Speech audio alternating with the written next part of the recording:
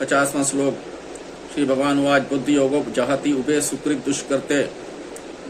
दुष्कृते तस्मात् योगाय युजस्व योग कर्मसु कौशलम। भगवान कहते हैं बुद्धि क्षमता से युक्त मनुष्य यहाँ जीवित अवस्था में ही पुण्य और पाप दोनों का त्याग कर देता है। अतः तू योग क्षमता में लग जा, क्योंकि कर्मों में योग ही कुशलता है। बुद्धि योगो जहति उभे सुकृत दुष्कृते। क्षमता युक्त मनुष्य जीवित अवस्था में ही पुण्य पाप का त्याग कर देता है, अर्थात उसको पुण्य पाप नहीं लगते, वह उनसे रहित हो जाता है। जैसे संसार में पुण्य पाप होते ही रहते हैं, पर सर्वव्यापी परमात्मा को वे पाप पुण्य नहीं लगते, ऐसे ही जो समता में निरंतर स्थित रहता है उसको पुण्य पाप नहीं लगते। समता एक ऐसी विद्या है जिससे मनुष्य संसार में रहता हो भी संसार से सर्वथा निर्लिप्त रह सकता है। जैसे कमल का पत्ता जल से ही उत्पन्न होता है और जल में ही रहता है, पर वह जल से लिप्त नहीं होता है, ऐसे ही समता युक्त पुरुष संसार में रहते हुए भी संसार से निर्लिप्त रहता है। पुण्य पाप उसका स्पर्श नहीं करते, अर्थात वह पुण्य पाप से असंग हो जाता है।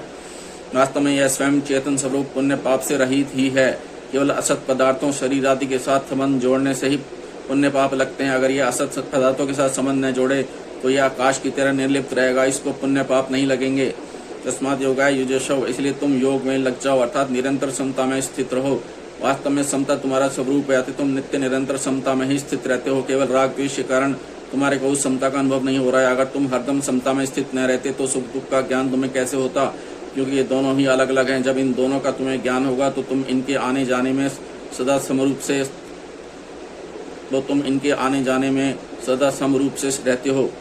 इस समता का तुम अनुभव करो।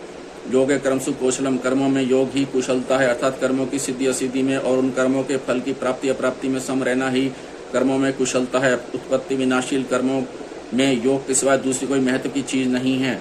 इन पदों में भगवान ने योग की परिभाषा नहीं बताई है, परंतु योग की परिभाषा बताई है। अगर इन पदों का अर्थ कर्मों में कुशलता ही योग है, ऐसा किया जाए तो क्या आपत्ति। अगर ऐसा अर्थ किया जाएगा तो जो बड़ी कुशलता से सावधानी पूर्वक चोरी करता है उसका वह चोरी रूप कर्म भी योग हो जाएगा। अतः ऐसा अर्थ करना अनुचित है। कोई कह सकता है कि हम तो विहित कर्मों को ही कुशलता पूर्वक कर्म करने का नाम योग मानते हैं, परंतु ऐसा मानने से मनुष्य कुशलता पूर्वक सांगोपांग किए गए कर्मों के फल में बन जाएगा, जिससे उसकी स्थिति समता में नहीं रहेगी। अतः यहाँ कर्मों में योग ही कुशलता है, ऐसा अर्थ लेना ही उचित है। कारण है कि कर्मों को करते हुए भी जिसके अंतःकरण में समता रहती है वह कर्म और उनके फल में बंधेगा नहीं। इसलिए उत्पत्ति विनाशील कर्मों को करते हुए सम रहना ही कुशलता है, बुद्धिमानी है। दूसरी बात, पीछे के 2 श्लोकों में तथा श्लोक के पूर्वार्ध में भी योग समता का ही प्रसंग है, कुशलता का प्रसंग नहीं है। इसलिए कर्मों में योग ही कुशलता है, यह अर्थ लेना प्रसंग के अनुसार युक्त है।